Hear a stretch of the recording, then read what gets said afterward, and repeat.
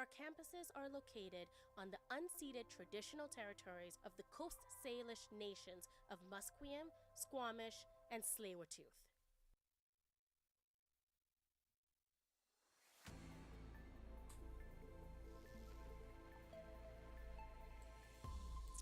Good morning. My name is Riley Cunningham, and this is BCIT News. Here are your news headlines to 10:30.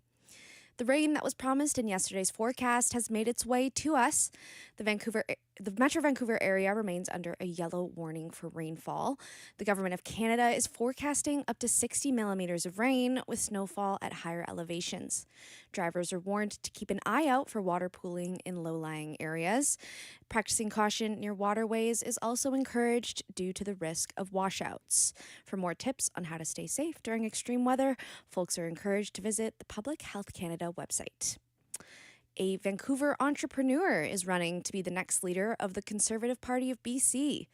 Yuri Fulmer got his start in restaurant chains to build his fortune in the province. A link to his campaign website was posted on social media with anticipation of an official announcement sometime this week. On the website, Fulmer says the province stands at a crossroads, and he believes the party needs a new direction after years of mismanagement. Canada is working to expand oil markets in Asia, Prime Minister Mark Carney says. The prospect of Venezuelan oil displacing Canadian oil in the American market has forced the move by the Canadian government. The Prime Minister says he sees Canadian oil as being low risk compared to Venezuelan oil, which will help it remain competitive.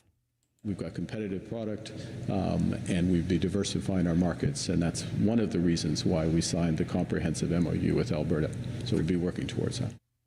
The move comes after the capture of Venezuelan President Nicolas Maduro over the weekend and continued announcements from U.S. President Donald Trump saying the United States will be taking control of Venezuela's oil reserves.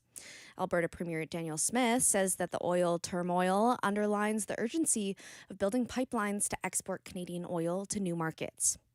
Speaking of Venezuela, U.S. lawmakers have been split on the controversial operation that captured Maduro. Republicans have been supportive of the action and say that the administration isn't looking to handpick a new successor for the South American nation. ABC's Jay O'Brien has more.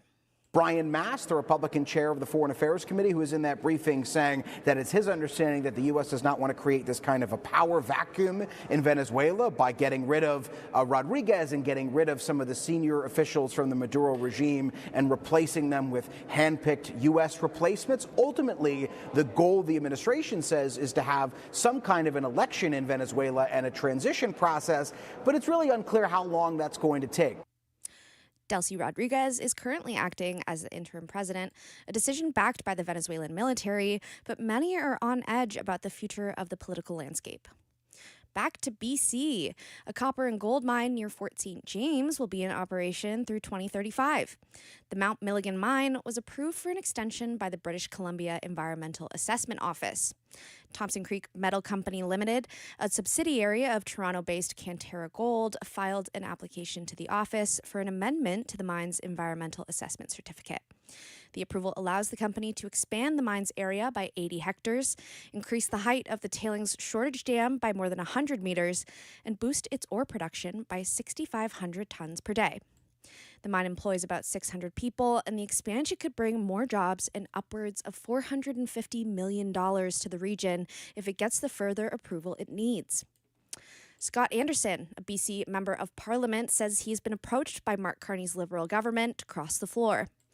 Anderson says he rejected the party's advances as he isn't interested in betraying his constituents in the riding of Vernon Lake, Country Monashee. In a social media post, Anderson says that the Liberals are pulling out all the stops to pull Conservatives across the floor following the departure of two Conservative MPs from caucus for the government benches. They cited Conservative leader Pierre Poilievre's leadership style as part of the reason for their leaving, but Anderson says it's a myth that there is a movement to oust Poilievre as leader. Today marks the 5th anniversary of the January 6th insurrection on the Washington Capitol over the 2020 presidential election results. 1,583 defendants were charged with crimes associated with the riot, including assault and weapons charges. U.S. President Donald Trump gave a full pardon to over 1,500 people shortly after taking office in January 2025.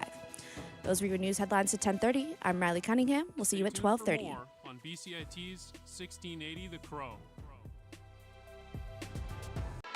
It's your career, your vision, your goal. Navigate it your way. Flexible learning is designed for you. Learn a new skill or earn a degree at your own pace. BCIT, flexible learning for a complex world.